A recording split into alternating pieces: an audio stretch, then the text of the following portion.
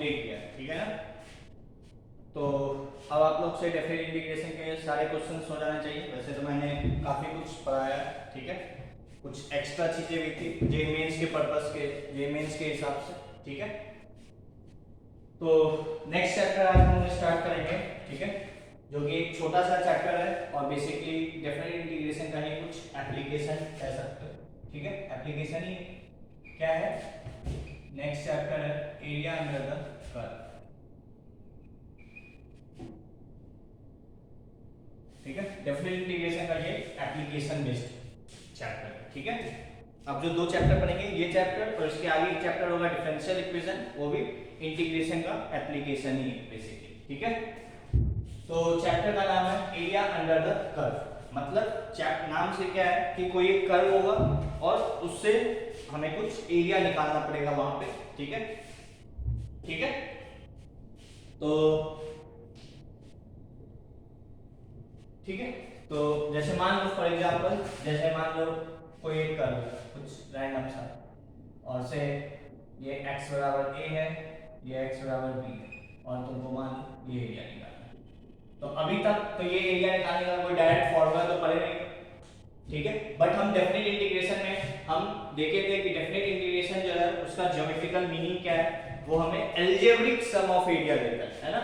तो उसके हेल्प से हम ये एरिया निकालना सीखेंगे, ठीक है। वैसे तो हमें ये एरिया निकालना आता भी है, ठीक है, बट और डिटेल में हम यहाँ पे डिस्कस करेंगे, ठीक है, क्लियर।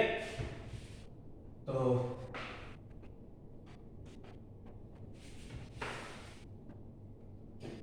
फर्स्ट पॉइंट लिखेंगे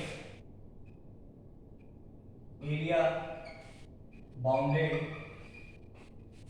between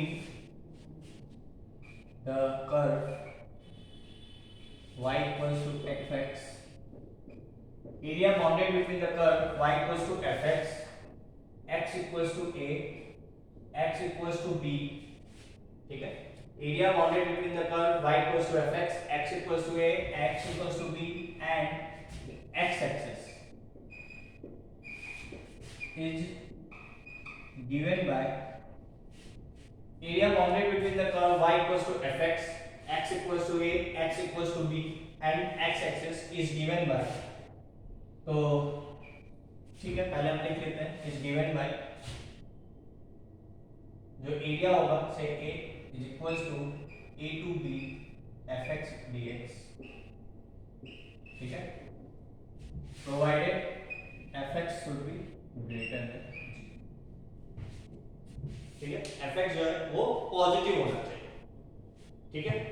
या बेसिकली ये कंडीशन ना लिख के तुम क्या कर सकते हो, यहाँ पे मॉड लगा सकते हो, ठीक है। क्यों मॉड लगाया अभी हम डिस्कस करेंगे, ठीक है।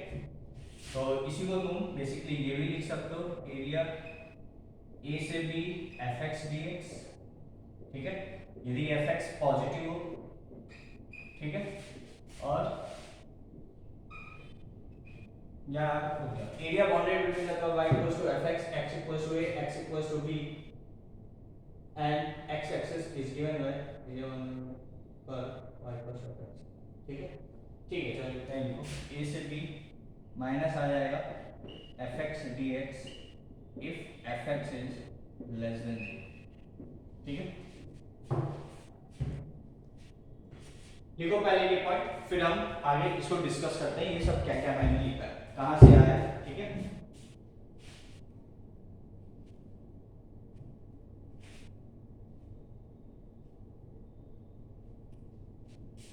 ठीक है, इक्वलिटी कहीं भी लगा सकते हो, ठीक है, दोनों जगह भी लगा सकते हो। इस पार्ट का मतलब क्या है बेसिकली कि if fx lies above x axis, ठीक है। इस पार्ट का fx पॉजिटिव करने का मतलब क्या है, if fx lies completely above x axis, और इस पार्ट का मतलब क्या है, if fx lies below x axis, ठीक है, नोट कर लो यार।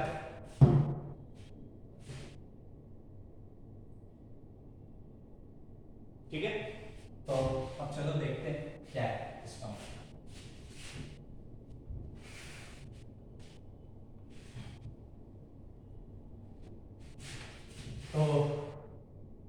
इसी में ए पार्ट डाल के हम निकालते हैं, ठीक है। मान लो ये y बराबर एफ एक्स कोई कर्व है, ठीक है, जो कि कंप्लीटली अबव एक्स एक्सिस है, ठीक है। से दिस इज लाइन x बराबर a, से दिस इज लाइन x बराबर b, और ये क्या है x एक्सिस। तो पहले ये देखो, ये डिसाइड करो कि मुझे कौन सा एरिया निकालना है। Area bounded between the curve, ठीक है। एक तो curve x equals to a, मतलब जो जो पॉइंट बोला गया वो तुम्हारा एक एरिया हम किसका निकालते हैं, क्लोज्ड फिगर का, है ना। एरिया जो है हमेशा हम एक क्लोज्ड फिगर का निकालते हैं। अब ये क्लोज्ड फिगर के लिए ये बाउंड्री देगा, ठीक है। कोई ऐसा जरूरी तो नहीं है कि हमेशा सर्कल होगा, कैसा भी फिगर हो सकता है। तो ये क्या करेगा, एक बाउंड्री देगा। तो जो जो बाउंड्री देगा वो बाउंड्री वाला पार्ट इसमें आना चाहिए, ठीक है। उससे जो एक क्लोज्ड फिगर बनेगा वो एरिया हम निकालेंगे, ठीक है। तो जैसे देखो बोला y इक्वल्स टू fx, ये हो गया एक boundary, x equals to a दूसरा boundary, x equals to b तीसरा बाउंड्री, x एक्सिस चौथा बाउंड्री। ये चारों बाउंड्री किसको कवर कर रहा है, इस वाले पार्ट को। तो बेसिकली मेरे को ये एरिया निकालना है, ठीक है। हमें कौन सा एरिया निकालना है, ये, ठीक है। अब ये एरिया निकलेगा कैसे, तो तुम्हें पता है, यदि ठीक है, तुम्हें एक चीज पता है कि डेफिनेट इंटीग्रेशन जो है मुझे, ठीक है, यदि a से b किसी चीज को इंटीग्रेट करते हैं तो वो हमें क्या देता है, इसका ज्योमेट्रिकल मीनिंग क्या होता है, अलजेब्रिक सम ऑफ एरिया, है ना। मतलब अलजेब्रिक सम का मतलब क्या है कि मान लो कोई ग्राफ कुछ ऐसा है, तो यदि इसका एरिया बोल रहा हूं, यदि इसका एरिया से a1 और a2 है, तो जो डेफिनेट इंटीग्रेशन मुझे वैल्यू देगा वो क्या देगा, a1, ये एरिया लिखा हूं मैं, तो ये पॉजिटिव होगा और ये भी पॉजिटिव है। जो डेफिनेट इंटीग्रेशन की वैल्यू मिलेगी, यदि मैं यहां से यहां तक इंटीग्रेट करूं डायरेक्ट, तो a1 माइनस a2 देगा, ठीक है। ये तो डेफिनेट इंटीग्रेशन मुझे वैल्यू देगा। बट यदि मैं पूछूं कि यदि मेरा क्वेश्चन ही इस वाला है कि एरिया क्या होगा, तो एरिया कभी भी नेगेटिव नहीं होता है ना। ये एरिया भी पॉजिटिव लेना है, और ये एरिया ओरिजिनली यदि डेफिनेट इंटीग्रेशन से वैल्यू निकालोगे तो नेगेटिव आता, बट मुझे ये क्या चाहिए, पॉजिटिव। मतलब a1, ठीक है। यदि मैं ये एरिया लिखा हूं, मान लो a1 की वैल्यू 5 है, a2 की वैल्यू से 6 है ना। तो डेफिनेट इंटीग्रेशन मुझे वैल्यू क्या देगा, 5 माइनस 6, ठीक है। एरिया क्या होगा, 5 प्लस 6, यदि मैं एरिया को पॉजिटिव मान रहा हूं। बेसिकली इसका यदि कुछ कंफ्यूजन सा लग रहा है कि a2 पॉजिटिव है या नेगेटिव है, ये तो समझ में आना चाहिए। नीचे है तो कुछ साइन का उलटफेर होगा, क्योंकि यदि डेफिनेट इंटीग्रेशन से इसकी वैल्यू निकालोगे तो ये नेगेटिव है, लाइक -6 है। बट मुझे क्या चाहिए, 5 प्लस 6 बनाने के लिए मैं मॉड दे सकता हूं। और वैसे भी मैं यहाँ पे बोला हूं तुम्हें कि ये पॉजिटिव है, तो मतलब यदि जब मैं बोल दिया हूं कि a1 भी पॉजिटिव है, a2 भी पॉजिटिव है, तो मॉड लगाने की जरूरत नहीं थी, ठीक है। आई होप मेरी बात समझने की कोशिश करो। मॉड इंपॉर्टेंट नहीं है, इंपॉर्टेंट क्या है कि मैं a1 a2 को क्या बोल रहा हूं, ठीक है ना। ये भी पॉजिटिव, ये भी पॉजिटिव, तो डेफिनेट इंटीग्रेशन से वैल्यू a1 माइनस a2 मिलेगा।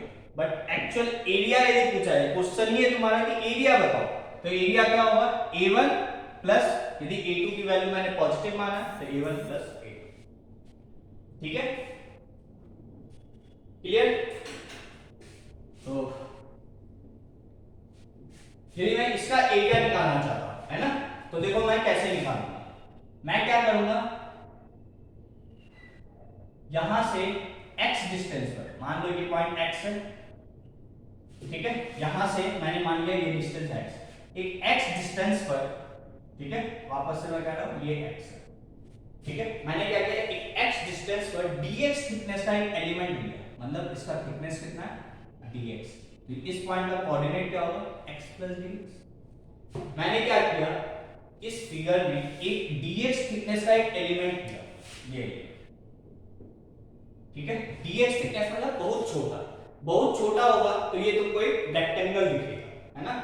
मैंने क्या किया, एक x लेंथ पर dx थिकनेस का एक एलिमेंट लिया, ठीक है। इस एलिमेंट का एरिया क्या होगा, तो से एरिया ऑफ, से ये है a b c d, तो area of a b c d जो कि बहुत छोटा है, बहुत थिकनेस इसका बहुत dx मतलब टेंडिंग टू 0, तो इसका जो एक मान सकता हूं मैं इसको रेक्टेंगल, तो इस रेक्टेंगल का एरिया क्या होगा, ठीक है। तो जो कर्व है y बराबर fx, ये कितना हो जाएगा y, ये जो लेंथ होगा ये बेसिकली y होगा या से fx होगा, मतलब इस पॉइंट पे रखे तो x रख दूं आप, है ना।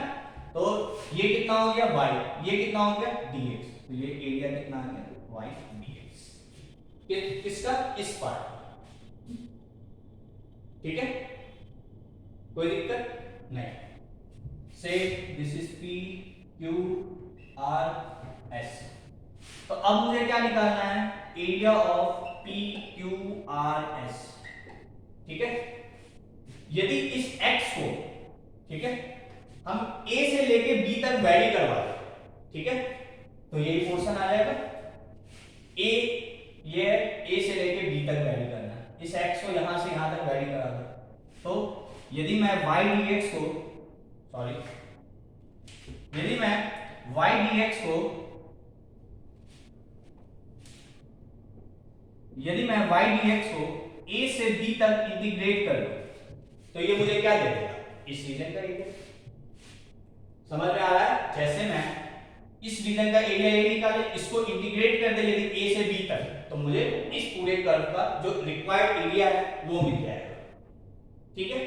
अब y क्या है, तो y क्या है तुम्हारा fx, तो a से b fx dx, ये हो गया रिक्वायर्ड एरिया, ये क्या है तुम्हारा रिक्वायर्ड एरिया, क्या, a से b y dx, ठीक है। y जो होगा y के फॉर्म में, इसको ऐसा नहीं कि y को इंटीग्रेट कर दिया इसका, नहीं, यहां x है तो y जो फंक्शन ऑफ x है, y को फंक्शन ऑफ x रखो तब इंटीग्रेट करो, ठीक है। तो a से b fx dx को यदि इंटीग्रेट करोगे तो मुझे इस कर्व का एरिया मिलेगा। कौन से कर्व का एरिया, या कौन से रीजन का, y बराबर fx, x बराबर a, x बराबर b और चौथा बाउंड्री x एक्सिस, ठीक है।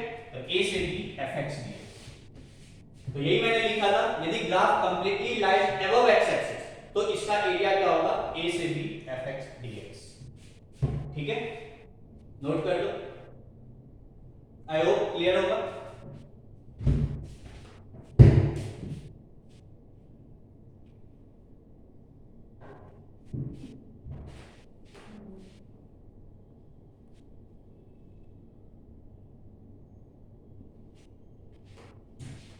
ठीक है,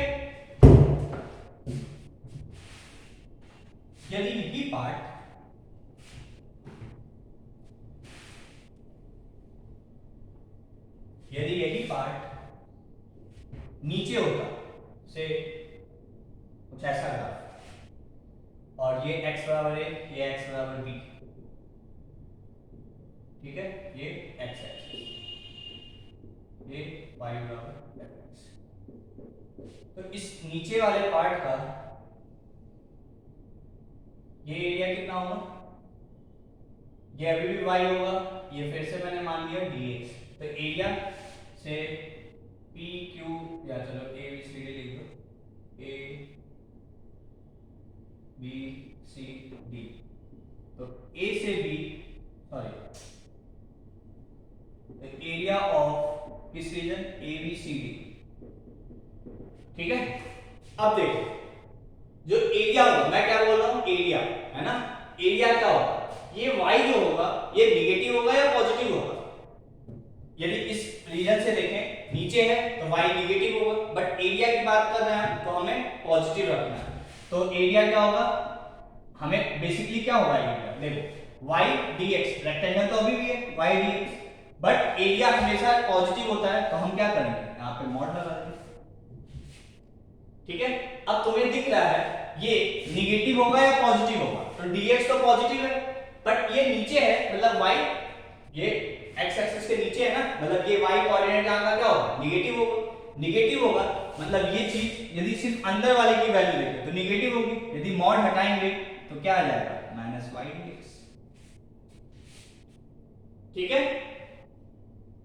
तो अब यदि मान लो ये p, ये q, ये r, ये s, तो अब मुझे एरिया ऑफ PQRS निकालना है, तो क्या होगा, इसका इंटीग्रेशन कर दो, कहां से कहां तक, a से b -y dx, और y क्या है, y fx है, तो ये हो जाएगा माइनस बाहर a से b fx dx।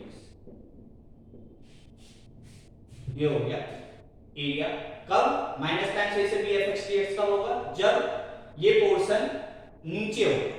ठीक है, तो मैंने जो फर्स्ट पॉइंट लिखवाया है, area between the graph y equals to fx, x axis x equals to a, x equals to b, वो क्या होता है मॉड y। बेसिकली हमें मॉड y dx लेना होता है। और मॉड मतलब जब ग्राफ ऊपर है तब मॉड लगा या नहीं लगा, वो तो हमेशा पॉजिटिव होगा, इसलिए मैंने दो पार्ट करके लिखा है। यदि fx पॉजिटिव है तो पॉजिटिव, तब मॉड लगाने की जरूरत नहीं है। जब fx नेगेटिव है तो माइनस टाइम्स fx। ये हो गया। आई होप क्लियर होगा यहां तक, है ना। तो इसी को नट सेल में लिखने का मतलब क्या है, दोनों बात को कंबाइन करके लिखने का, a से b मॉड fx dx। ठीक है, fx को मैं y भी लिख सकता हूं, तो ऐसे भी लिख सकता हूं a से b मॉड y dx, और y की जगह fx ले लो जब ये पॉजिटिव है। ठीक है, जब तुमको तो हमेशा ये याद रखना है, जब ग्राफ अबव x एक्सिस है तो एरिया पॉजिटिव, तब मॉड नहीं लगाना। जब बिलो x एक्सिस है तो एरिया में मॉड लगाना या एक माइनस साइन लगेगा।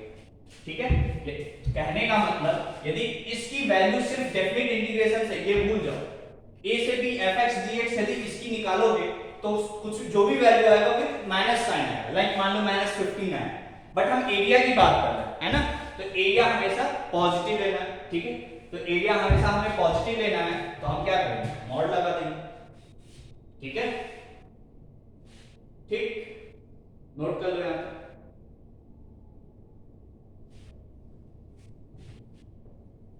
ठीक है,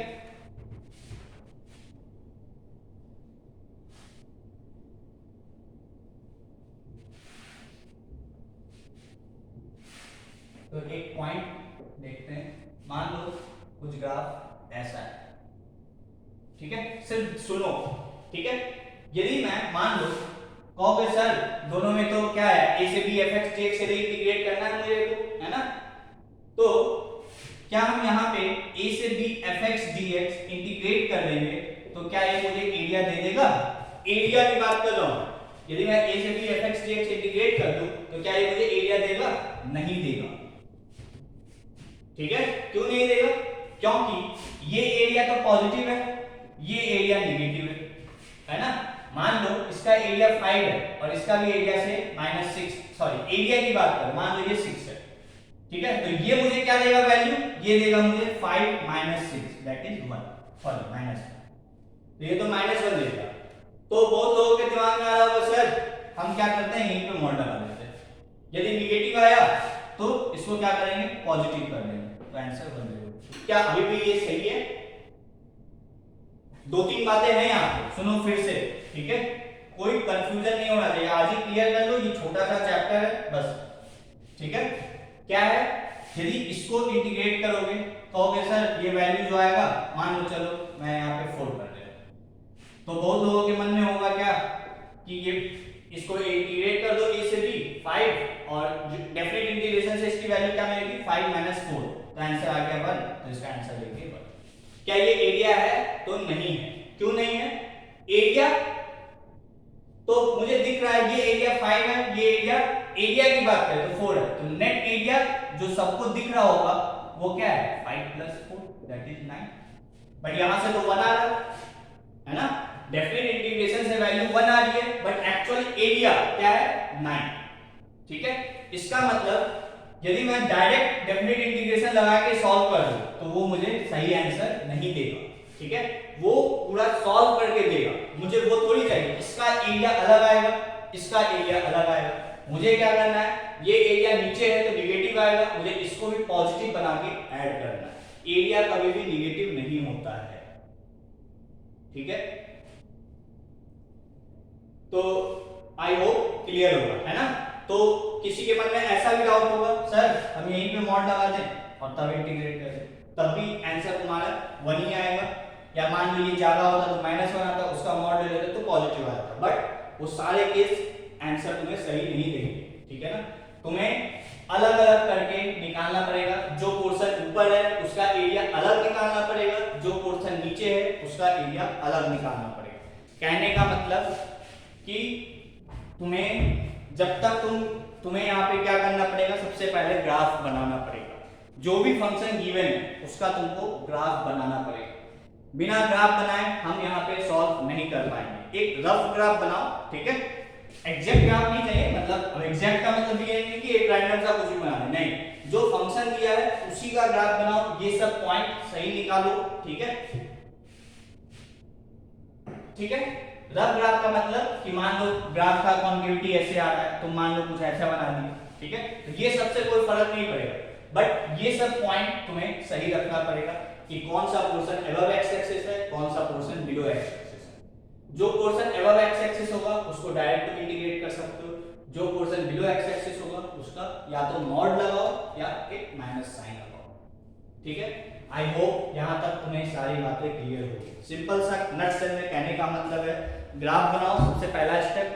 अबव एक्स एक्सिस है, ए से B F X D X positive area होगा, बिलो एक्स एक्सिस है, एरिया नेगेटिव होगा, तो या तो एक माइनस साइन लगाओ या उसका मॉड लो।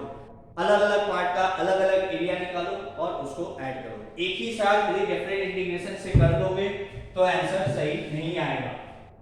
यदि ये पोर्शन अबव एक्स एक्सिस ही होता तब तो आंसर इससे 100% सही आ जाता, ठीक है।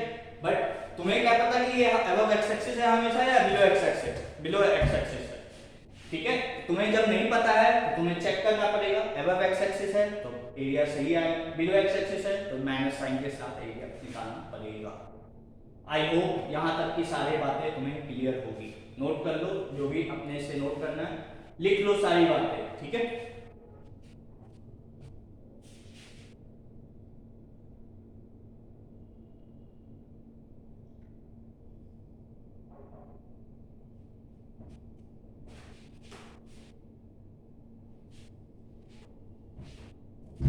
ठीक है, तो ये हुआ एक पार्ट, ठीक है। सेकेंड पॉइंट, सिमिलरली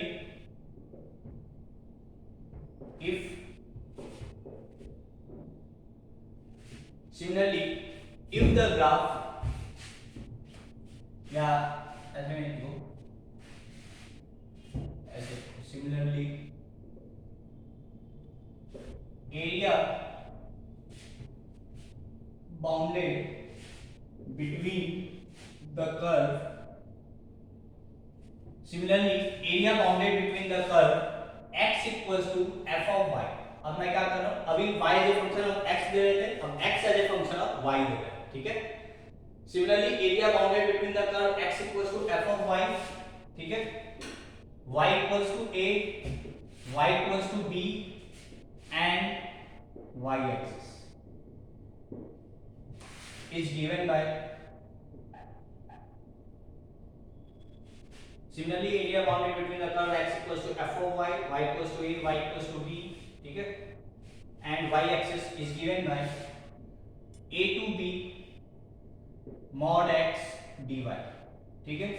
इसको मैं और क्या लिख सकता हूं, a से b, x क्या है f of y, तो modulus of f of y dy, ठीक है। फिर से इसको दो पार्ट में लिख सकते हैं, मतलब a से b f of y dy, जब if graph lies completely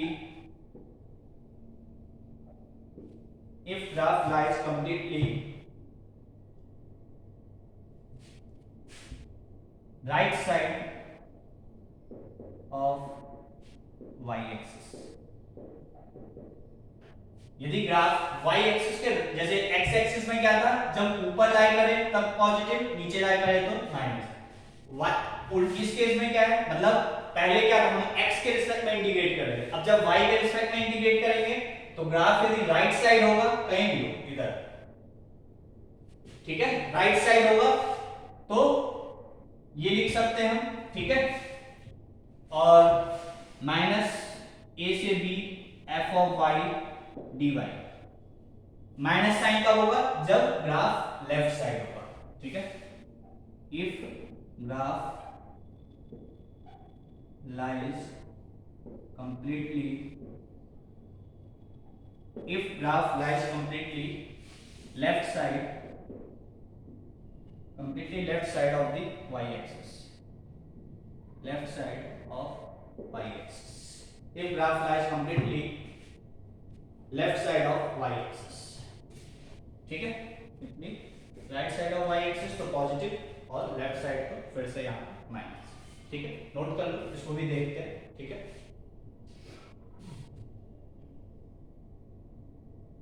ठीक है, तो कहने का मतलब क्या है, समझ लो, यदि x के रिस्पेक्ट में इंडिकेट कर रहे हो, ठीक है, यदि dx है मतलब x के रिस्पेक्ट में इंडिकेट कर रहे हो तो ग्राफ यदि ऊपर है तो पॉजिटिव, नीचे है तो नेगेटिव, यदि y के रिस्पेक्ट में इंडिकेट कर रहे हो तो यदि राइट साइड है तो पॉजिटिव और लेफ्ट साइड है तो नेगेटिव, ठीक है, इतनी सी बात।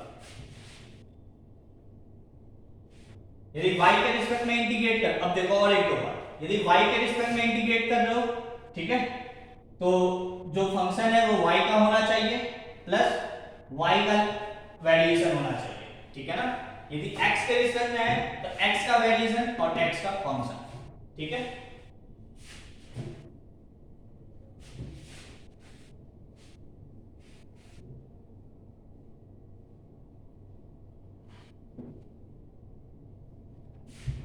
ठीक है, तो इसमें भी देख लो ये पार्ट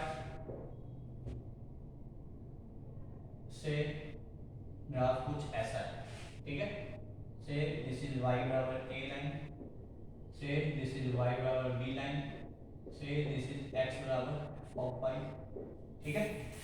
तो मैं क्या करूंगा, y डिस्टेंस पर, ठीक है, y डिस्टेंस पर, तो इस पॉइंट का कोऑर्डिनेट y और इसका y plus dy, y distance पर एक dy थिकनेस था, तो इसका थिकनेस कितना हो गया dy, y डिस्टेंस पर एक dy थिकनेस का हमने एक एलिमेंट लिया, ठीक है, y डिस्टेंस पर हम एक dy थिकनेस का, देख लो हमें जब यहां से और एक दो बातें समझ लो, ठीक है ना, जब हमें x में इंटीग्रेट करना होता है, ठीक है, जब हमें x में इंटीग्रेट करना होता है तो हम x में एक स्ट्रिप लेते हैं कुछ इस तरीके से, जब हमें y में इंटीग्रेट करना होता है तो हम यहां से y डिस्टेंस पर, यहां से नहीं, यहां से y डिस्टेंस पर, ठीक है, यहां से एक y डिस्टेंस पर dy थिकनेस का एलिमेंट लेते हैं, ठीक है,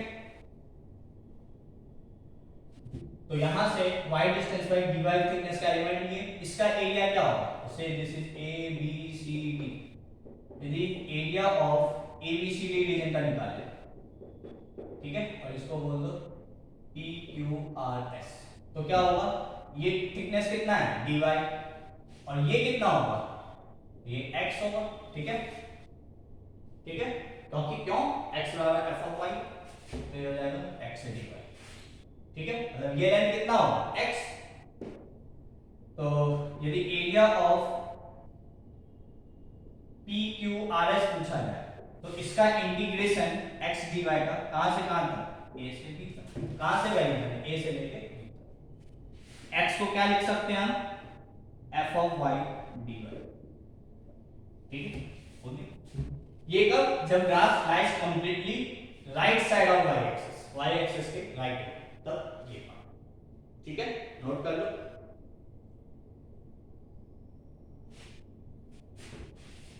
ठीक है, हो गया।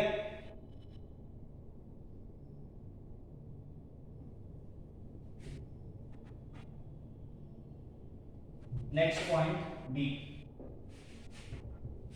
यदि graph lies left side of y axis, ठीक है, तो फिर से क्या करेंगे, ये है y बराबर a, ये है y बराबर b, ठीक है, ये क्या है x बराबर f ऑफ y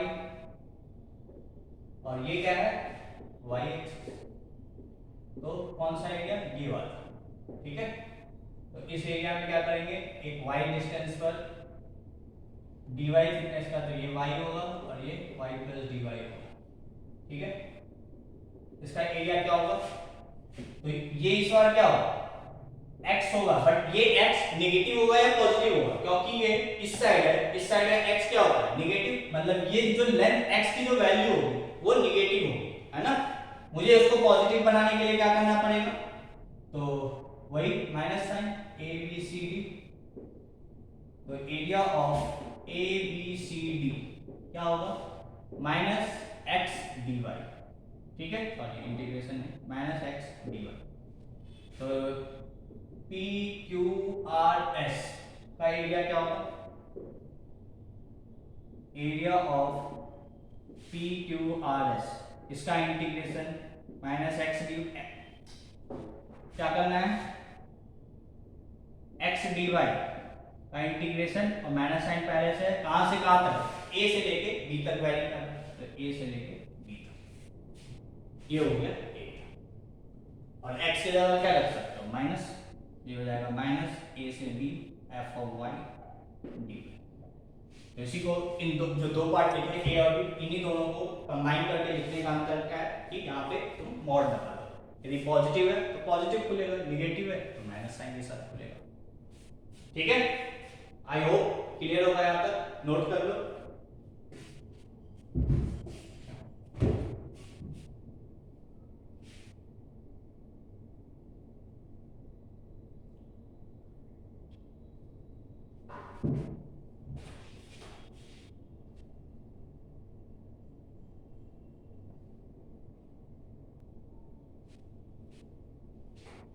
ठीक है यहाँ तक।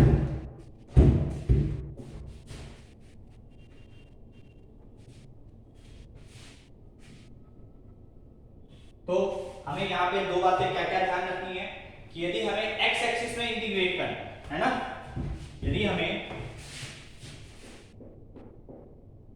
For integrating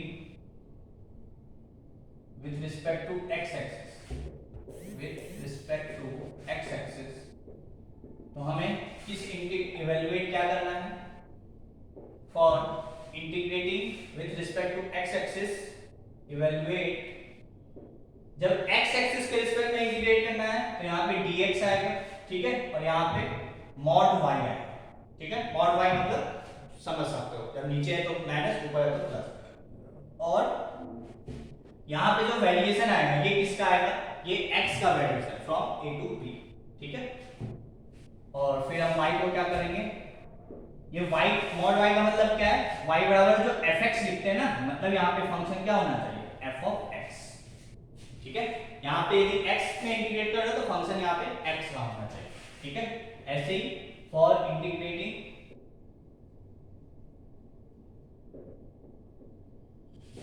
with respect to y axis, यदि y एक्सिस के रिस्पेक्ट में इंटीग्रेट करना चाहते हो तो किस इंटीग्रेशन को इवैल्यूएट करोगे, a से b mod x dy, ठीक है।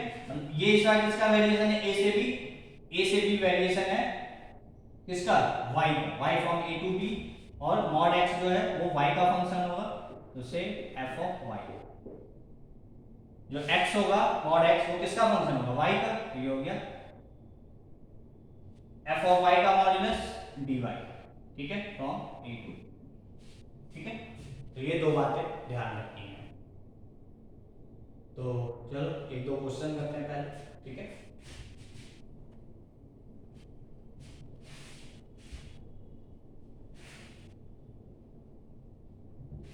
क्वेश्चन है find area bounded by y equals to x square, find the area bounded by y equals to x square, x equals to 0, x equals to 2 and x axis. Find area bounded by y equals to x square, x equals to 0, x equals to 2 and x axis, ठीक है। तो सबसे पहले हम क्या करेंगे, graph बनाएंगे, ठीक है। कौन सा एरिया पूछा गया है वो डिसाइड करेंगे, ठीक है। तो सॉल्यूशन, तो सबसे पहले क्या है, y बराबर एक्स स्क्वायर, है ना, तो y बराबर एक्स स्क्वायर का ग्राफ सब लोग जानते हो, तो y बराबर एक्स स्क्वायर का ग्राफ कुछ ऐसा होता है, ठीक है। ये तो हो गया ग्राफ, ठीक है ना। अब हमें क्या और देखना है, तो आगे बढ़ो, x इक्वल्स टू 0, तो x इक्वल्स टू 0 तो यही लाइन हो गया, ठीक है, मतलब एक बाउंड्री तुम्हारा ये, एक बाउंड्री तुम्हारा ये कर्व है, ठीक है, दो बाउंड्री हो गया। x इक्वल्स टू 2, तो x इक्वल्स टू 2 यहां कहीं होगा, ठीक है। तो ये पॉइंट क्या है, यदि ये पॉइंट पूछा जाए तो यहाँ पे x की वैल्यू क्या है 2, y क्या होगा, y इस ग्राफ पे इंटरसेक्ट कर रहा है ना, तो x की वैल्यू 2 यहां रख दो, y मिल जाएगा, तो 2 जा 4, तो y की वैल्यू यहाँ पे क्या होगी 4। जरूरत नहीं है, बस मैं ऐसे ही निकाल दूं, ठीक है ना। इस पॉइंट को कोऑर्डिनेट पूछे तो क्या होगा, x0, y निकालने के लिए वहां रख दो, तो y बराबर भी 0, ठीक है, या वैसे एक ओरिजिन था, ठीक है, मतलब इस पॉइंट का कोऑर्डिनेट क्या है 2, x बराबर 2, ठीक है। तो y बराबर x स्क्वायर हो गया, x बराबर 0 हो गया, x बराबर 2 हो गया। नेक्स्ट क्या है x एक्सिस का मतलब ये, तो कौन सा एरिया निकालना है मुझे, चारों बाउंड्री यहाँ पे आ रहा है, ठीक है। तो ये एरिया कैसे निकलेगा, तो कोई फॉर्मूला वगैरह कुछ मत याद रखो, देखो ये एरिया कैसे निकलेगा, तो हम क्या किए, x थिकनेस पर एक dx थिकनेस का एलिमेंट लिए, ठीक है। तो इस वाले पोर्शन का एरिया क्या होगा, इस वाले पोर्शन का एरिया क्या होगा, say this is A B C D, area of A B C D, तो x डिस्टेंस पर dx थिकनेस का एलिमेंट लिए, तो लेंथ कितना हो गया इसका dx, और ये हाइट कितना हो गया y, ठीक है। y क्या है, तो y है x स्क्वायर, सब कुछ आ गया x में।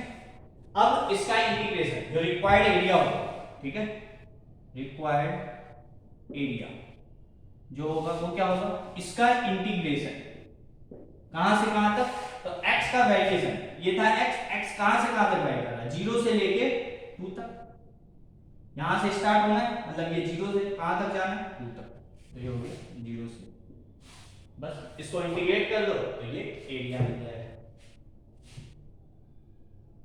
ठीक है। तो क्या होगा x³ बाय 3, ठीक है, कहां से कहां तक, 0 से लेके 2 तक, क्या है x स्क्वायर का इंटीग्रेशन x³ बाय 3, कहां से कहां तक, 0 से 2 तक, बस वैल्यू रख दो, आंसर आ गया। तो 2³ 8 बाय 3 और 0 रखोगे तो 0 ही आएगा, तो ये आंसर आ गया 8 बाय, ये हो गया रिक्वायर्ड, मतलब ये जो एरिया है जो शेडेड पोर्शन दिख रहा है इसका एरिया कितना है 8 बाय 3। अब यूनिट तो 8 बाय 3 स्क्वायर यूनिट लिख देंगे हम बस, ठीक है, 8 बाय 3 स्क्वायर यूनिट, ठीक है, 8 बाय 3 यूनिट स्क्वायर ऐसे भी लिख सकते हैं, ठीक है, स्क्वायर यूनिट, ठीक है। एरिया जो है हमेशा स्क्वायर यूनिट में दिया जाता है ना, तो ये हो गया आंसर, ठीक है। आई होप क्लियर होगा, यहां तक नोट कर लो।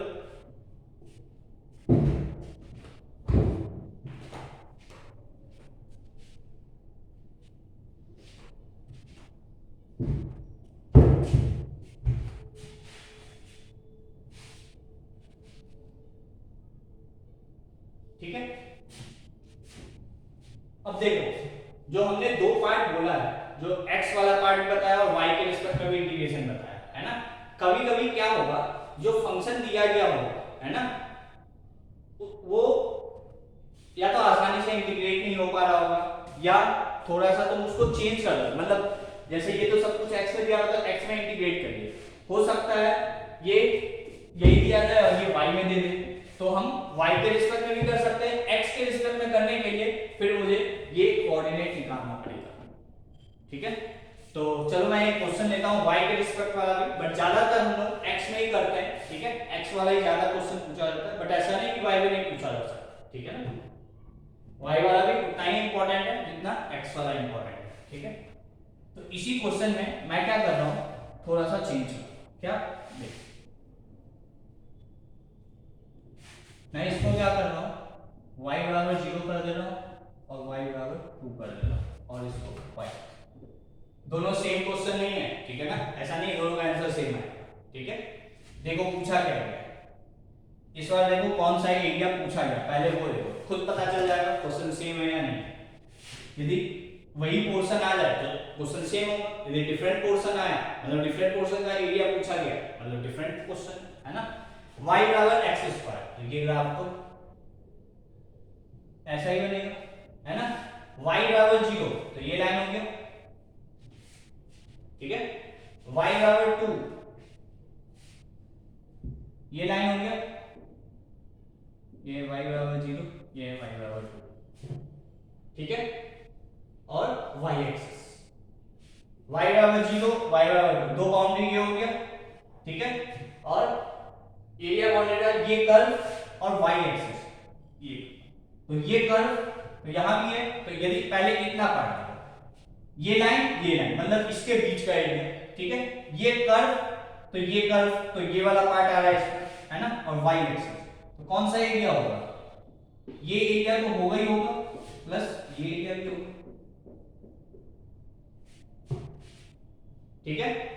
समझ में आ रही है बात कि ये दोनों एरिया पूछा गया है ना।